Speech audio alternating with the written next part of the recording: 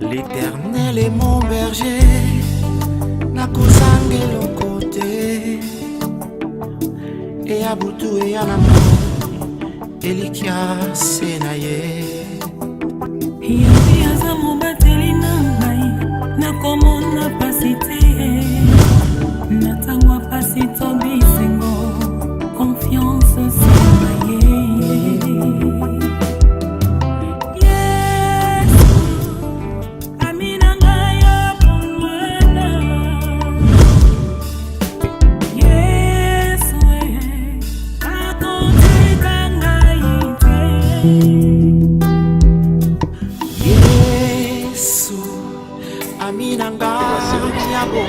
Et voilà très chers internautes, bienvenue dans notre rendez-vous NM avec JM, mon nom, mais la force non utilisée, autrement dit la force vierge.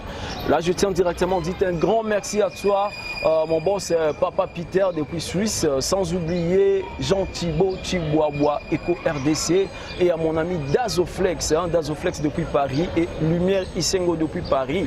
Et pourquoi pas toi mon ami Brahms Jerking depuis Canada, Guizé Emmanuel depuis Brésil, São Paulo. Ton rythme Christian Luindam international CL27.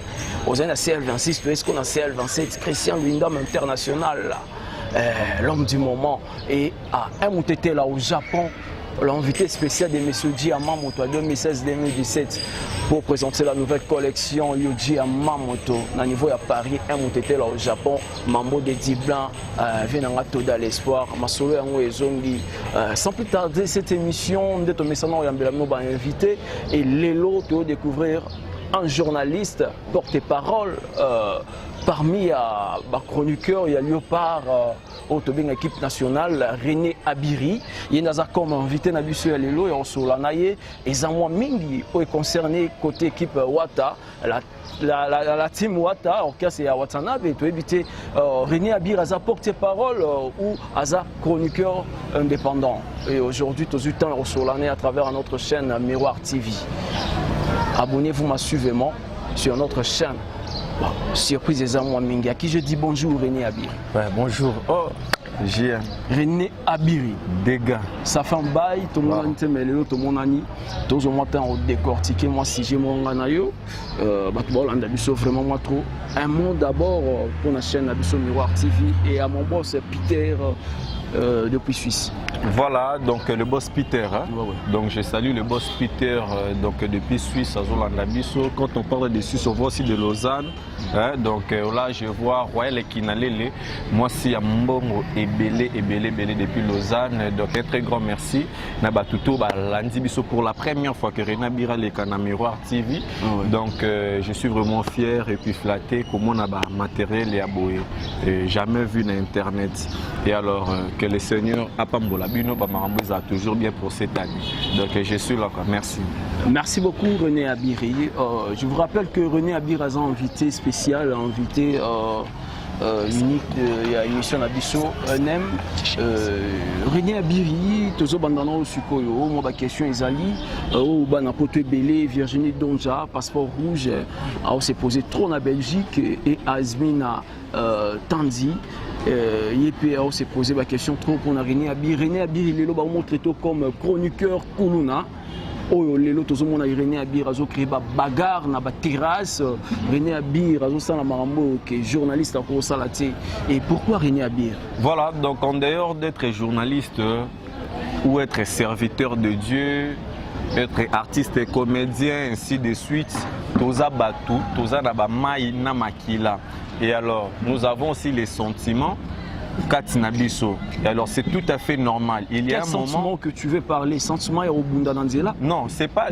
Je parle que non, on a aussi des sentiments. Oui, c'est-à-dire qu'en dehors de tout ça, tous à la vie nabiso vie privée, tu vois. Donc et alors, René Abiri n'est pas un journaliste Kuluna, n'est pas aussi journaliste moyen baloyenge ainsi de suite. Non, mais je suis un journaliste de formation bien formé dans 8 pays.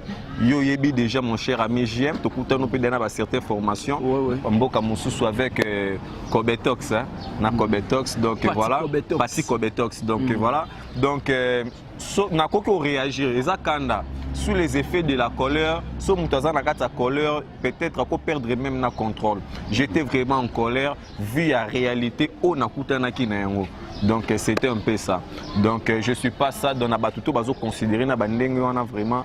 Je ne suis pas comme ça. Alors ceux qui peuvent blesser, je suis désolé. Et Abiri, c'était quoi d'abord? Tozon à moi Moukena Debi. Abiri, et Zalaki Nini, Yona jeune frère Nabiso, ok, Bana Bandal Mini Baebi, Bamon Arabino Naye. Bon, mais ça n'a pas bon, on a habité. Bamon Arabino Naye, habité sur besoin péter un rectangle Naye. Mais et comité n'a point, il y a une bouteille, il y a un fingana, tout le monde va caméraman, il y a un filmer. Et pour beaucoup, on a point. T'es petit, on a un petit mouquet.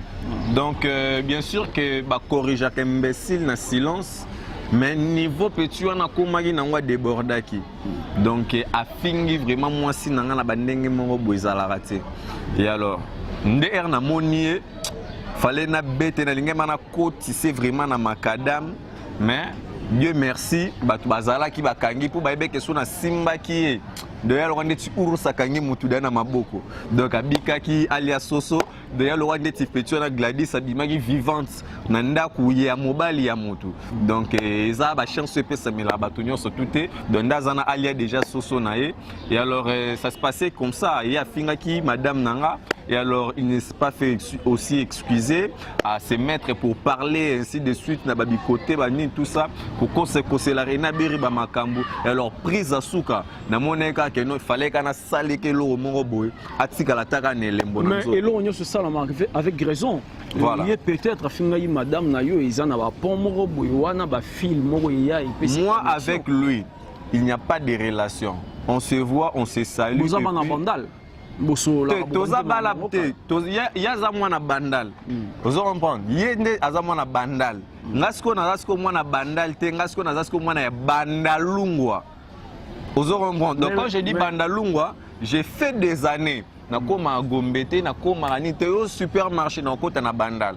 Oh maison d'habillement non sombelamba na bandal. Oh western non kota na bandal. Nana besoin ya bale, non beta bale na bandal. Nana besoin tennis, non beta tennis na bandal. Parce que la salle de sport do bandal là le loro mongo boy. Na habité. Donc voilà donc ngana et tout ça en rapport à ta moroté. Il était là moi na moi beto une équipe nationale, to bogo la question to na réunion moi na to tinde zo 500 francs. Question mela bazora kuna na kwa na 24. O ve na monya wote biba wo souti wileri. Ozo comprendre to tinga tinda ba petit mo bongo et alors les lois commis manque du respect vers ba enenae et ça vraiment propreté et alors ba petio bazoya sika sika ba ebité mais hors biso ya to bandaki ba marambo oyoyo na ba matika songo banani tout ba marambo ko beta ko bunda ya la raté depuis na beta matika songo na 8 décembre je so ke na ngambongo depuis na beta matika songo na 8 décembre matika songo abeta yo asimbelo machete ngana zaina matika songo te matika songo depuis na machete depuis na beta cicatrice moko boy ici là moi ni siko na zonga no mo ke na la na ebi voilà. Mais aux alarmes, on a quand même mouvement na betara. On a mouvement na betara. Vous comprenez, si on paye titan, on a un problème na été. Mais le problème est quoi? On a pardonné nanga, mais est-ce qu'on a ngambuna moi si nanga? Pour moi si nanga la Belgique, à ça la self défense, à ça la judo, à ça la karaté. Donc l'espoir n'est pas moi si yo mo oh là, na limbi si nanga ye. Mais rendez-vous ka yena moi si nanga ba okuta na bandal, au moins na ligue ya Kapajik, moi c'est Pembe, éclairage la lumière de Belgique. Donc à la Tisco kimono. Voilà. Kapajik. Voilà. Une femme pas comme les autres. Je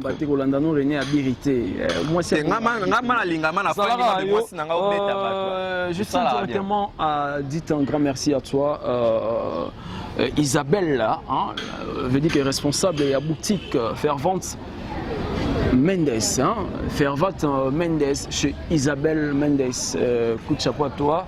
Et sans oublier Cours de Grand, on a directement Boss Peter et Play de Lausanne, Play de Lausanne, donc JM numéro ils en ont vous allez au salon vraiment bien et au salon vraiment bien. Azmina Tanzi depuis Allemagne, pourquoi pas à Virginie Donja passeport rouge.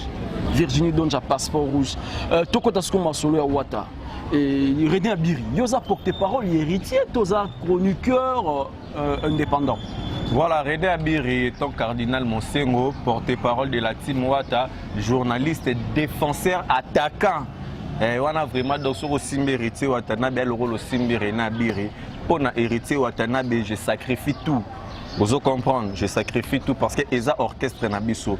To banda ngo ba ken pe na bazalaka wana ba petu na ba glorio langi bazalaka. Mais si ba mona ke no René Abiraye, c'est-à-dire que mukolo lupango, le rôle à Félix Tshisekedi, moi na ya Congo solo sikoye, il faut sikoyo ba député moi ba loyengo ba finga ba kota ba prison le roi ba msu bazo kota ba kima. Donc voilà René Abiri na s'impose. René Abiri, ozo créer problème na ba chroniqueur, ozo créer problème na ba musicien. Voilà. Comment que ce problème na ba politicien lelo so ba kango est-ce que héritier Watanabe au sein de l'intervention qui ba kanginga c'est qu'il y aura une intervention.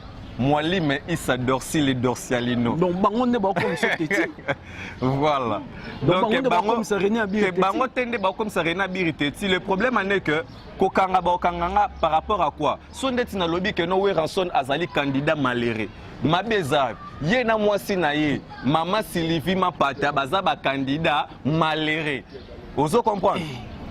Donc quand tu es dans mon son te na côté te yo so to bango to na te exacte yo kam exacte que non héritier mutati to ti ko kotsa comme héritier na buzoba héritier aza artiste musicien tout comme le loto komone bako yemba penzembu na weranson tout comme pa ko yemba penzembu na DJ moko boyala na ba ville wana tambula tambula ozo comprendre René Abiri minute ça vraiment moi mukie te mais photo kenda comme vraiment na moi souka René Abiri to que moi mukie une équipe nationale toke babengana René Abiri mais ozongi ozonga betango lisolo mukie équipe nationale te bon René Abiri non signalé batutu au Bolanda biso équipe nationale na biso to bandi yango nous avons vraiment beaucoup souffrir mpona yango ozo comprendre il y a de ceux ba côté ba prison ka pour l'équipe nationale oyo il y a de ceux ba ticket là bango ba plainte par-ci par-là le kwanga René Abiri to mona no tambola boy de nana liberté provisoire.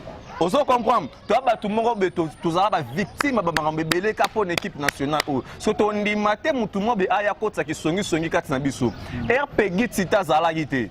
Maramba ko suwa na o ya lobaki ezala gite. Donc Peggy Titan ya mwana nga René Abiri na lobi boyi. Peggy Titan na chassé comme état vagabond. Oh, ozo comprendre, je pèse bien mes mots. Le rôle a yé à moni à makasi.